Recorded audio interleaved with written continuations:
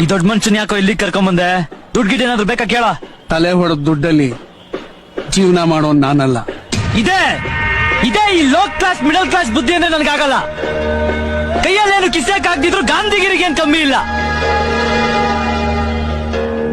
ಮಕ್ಳು ಮಾಡೋದ್ರಲ್ಲಿ first, ತಿನ್ನೋದ್ರಲ್ಲಿ first, comment ಕೊಡೋದ್ರಲ್ಲಿ first, ಭಾಷಣ ಮಾಡೋದ್ರಲ್ಲಿ ಫಸ್ಟ್.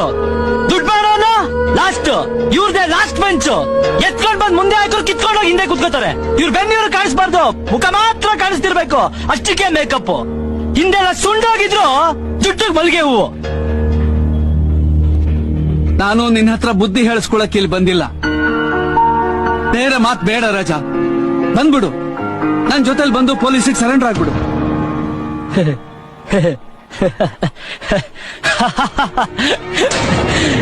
ಪೊಲೀಸ್ನವ್ರು ಚಮಚಾನ ನೀನು?